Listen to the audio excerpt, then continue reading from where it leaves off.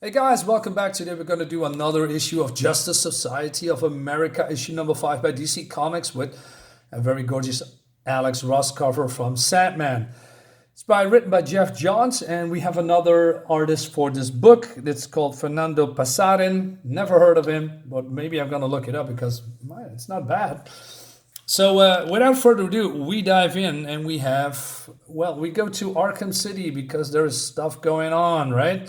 It seems that people are having nightmares, and as far as that, the nightmares somehow come to life.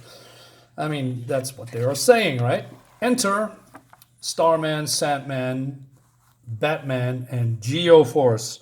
Geoforce was a part of Batman and the Outsiders. It's a team from a different time period. Anyway, so and this story is a little bit, we getting introduced to Sandman, although this is not complete his story, but let's get over it, right? So Sandman says, "My name is Sandy Hawkins. 2 hours ago, the Justice League found someone who claimed he was from the 31st century.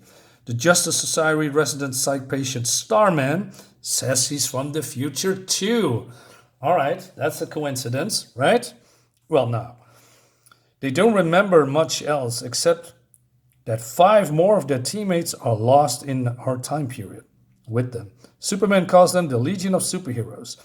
Apparently, each of them wears a flight ring made of the end metal alloy Valorium. So you remember probably the end metal from the Hawkman series. The end metal comes from, I believe, Hawkman because he's using end metal technology, I guess. So it seems that's also in the future, which is cool. It links. Batman and Mr. Terrific trace the Valorian to 5 locations. That's why we're here, standing in front of this madhouse, right? So Batman goes to Commissioner Gordon, and he says, "Thanks for coming, Batman. What's the situation, Jim?" he says. "Some kind of a riot. 3 dead, a dozen needs to be hospitalized." So then this woman screams, "Get him away from me!" And the spiders are walking over. And I'm not sure why, I don't know, the police doesn't get rid of the spiders.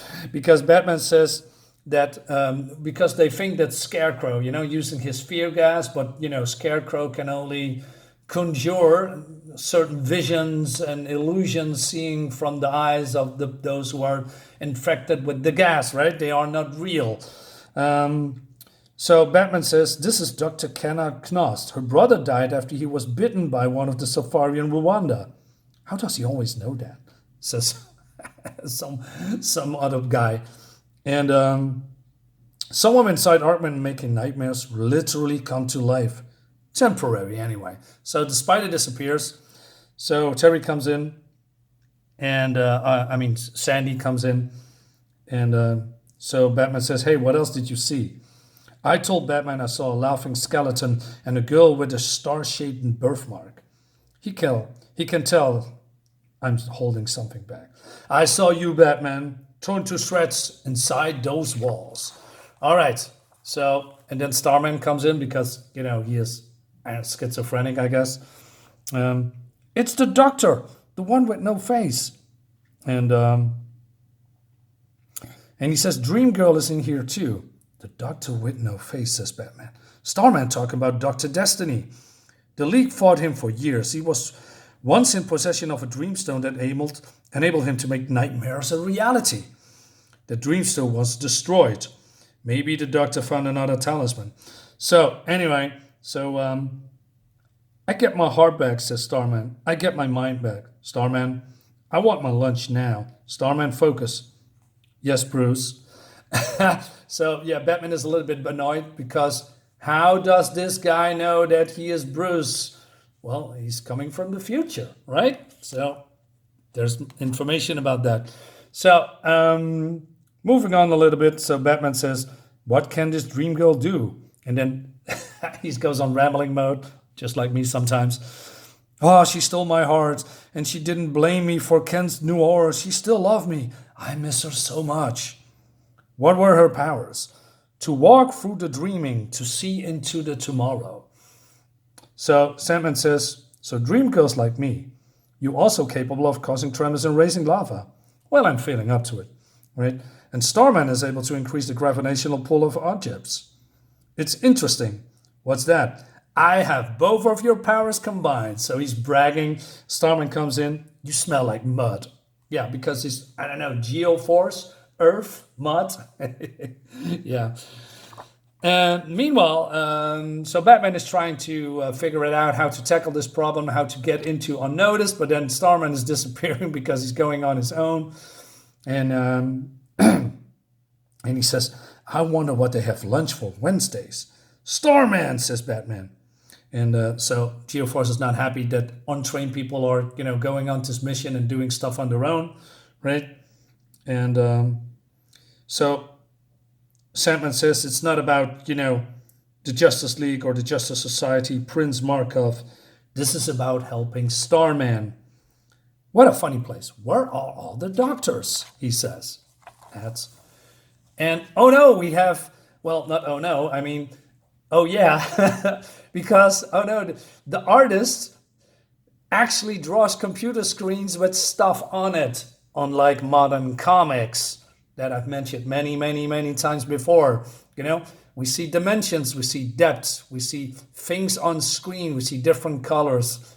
I like that, That's why I always say backgrounds matter, and, able to draw matters too, instead of those flat surfaces with nothing on it.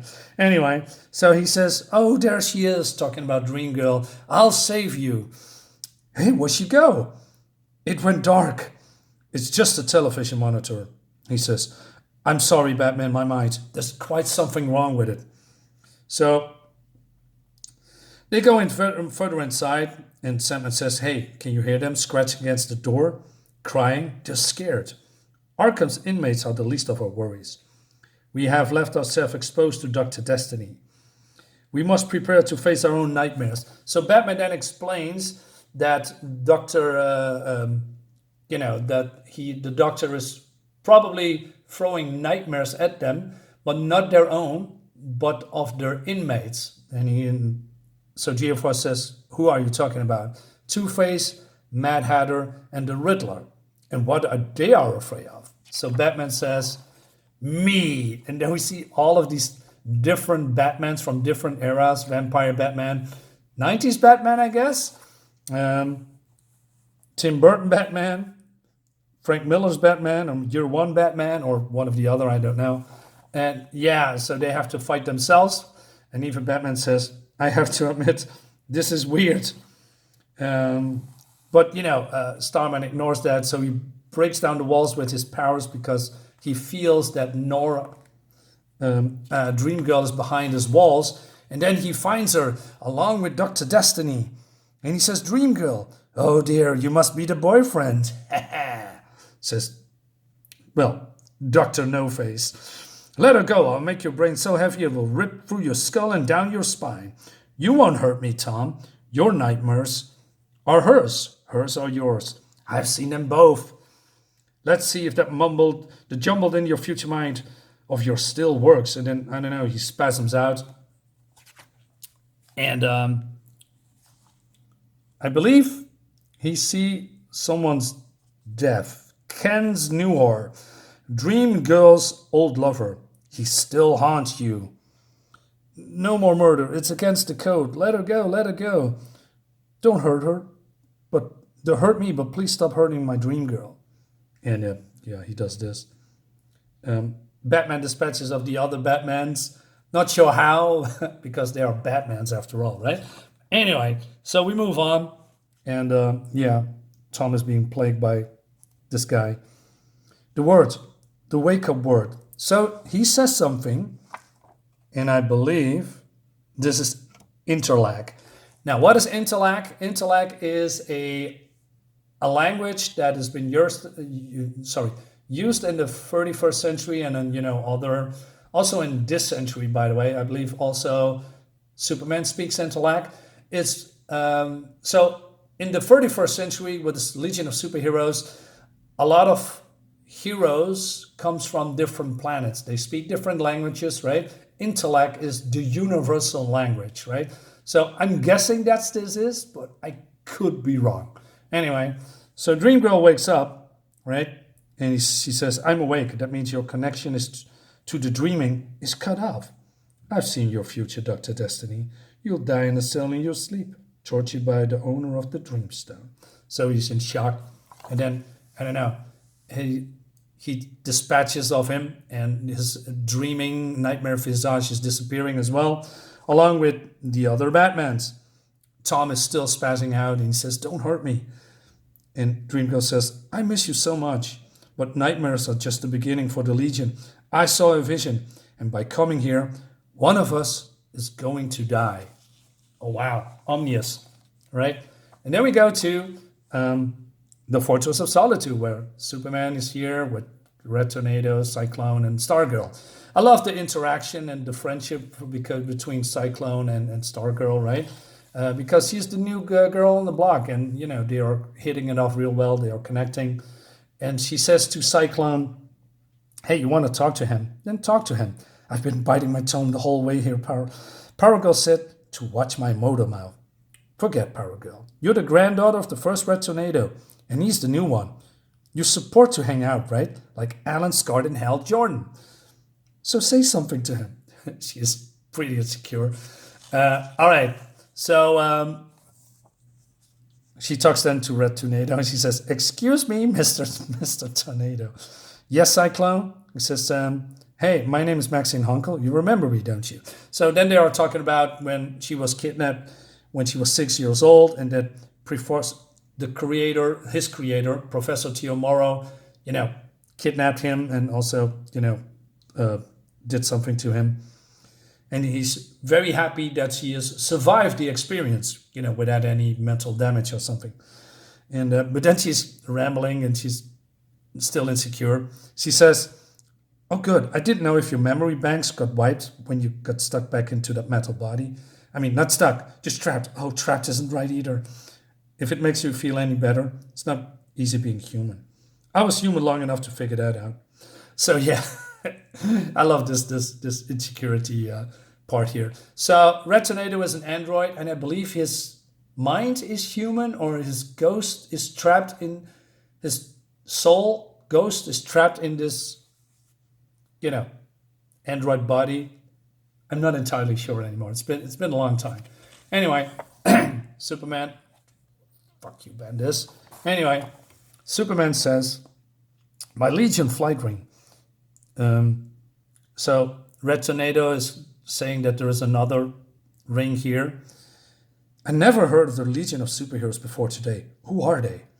The Legion is a team from the 31st century made of the representatives from dozens of different alien worlds. They stand as a symbol of unity in a universe plagued with separatism and xenophobia. They were my friends. Yes.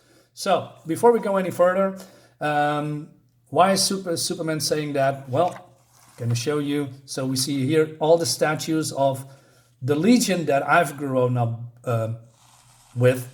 And so we said here, for instance, right? So we have Matter Eater Lad, we have Pharaoh Lad, Bouncing Boy, Block, if I remember, Wildfire and Wildfire?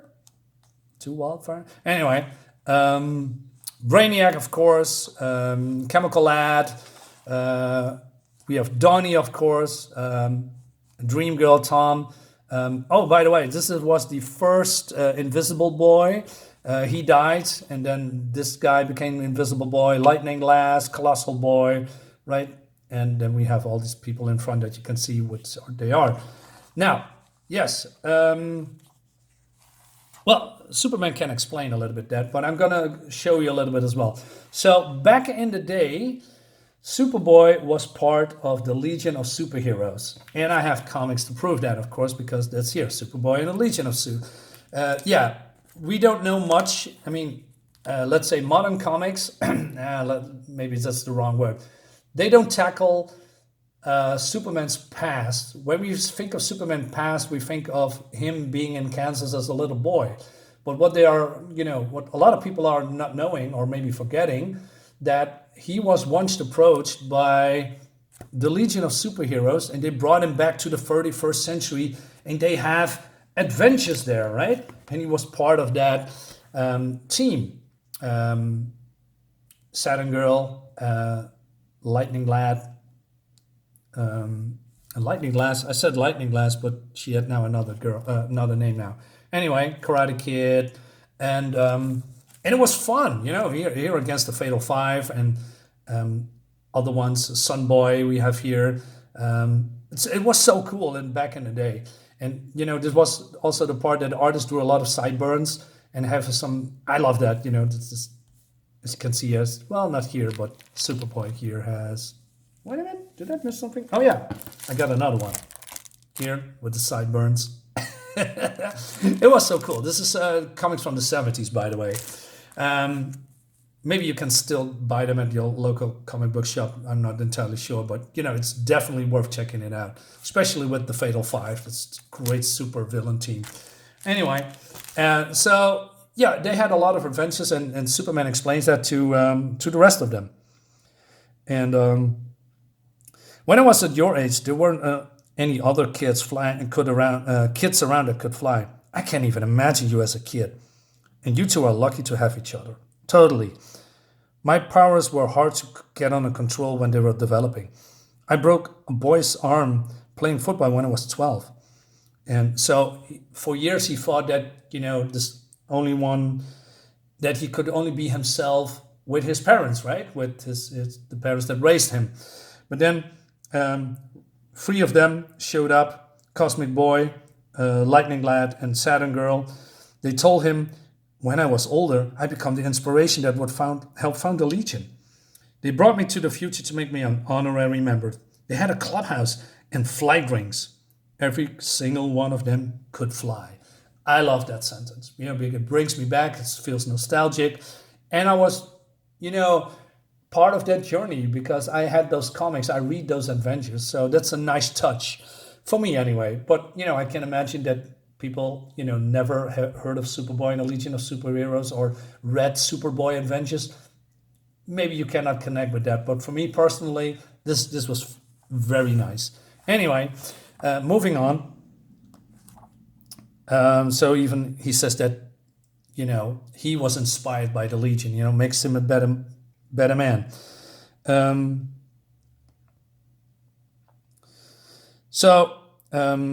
He also said that the Legion gave them the statues long ago.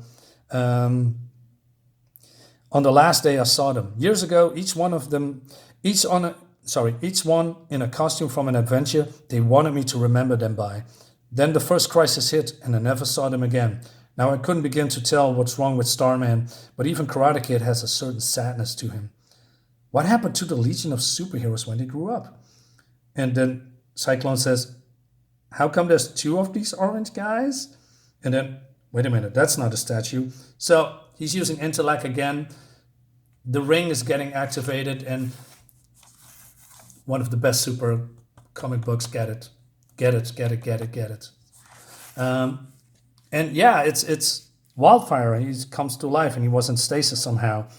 And also he's made of not living energy, but anti-energy or anti-matter.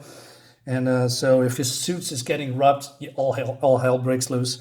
Anyway, he says, I couldn't move, couldn't say anything. I'm gonna kill Brainiac 5. I gotta hit something. And then something comes out of his chest, and it's Batman's belt? What's Storm Drake? What's going on? Why are the Legion here? And that leads us to the next issue. Man, this is so cool. This is a throwback to Nostalgia Lane.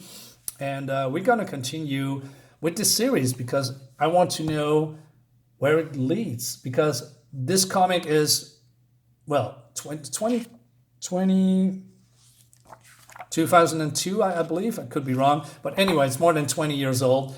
And it's been a long time since I've read these comics. This is fun. This is just fun. And I'm going to continue with the series. Anyway, thank you guys so much for watching. And I'll see you next time. Bye-bye.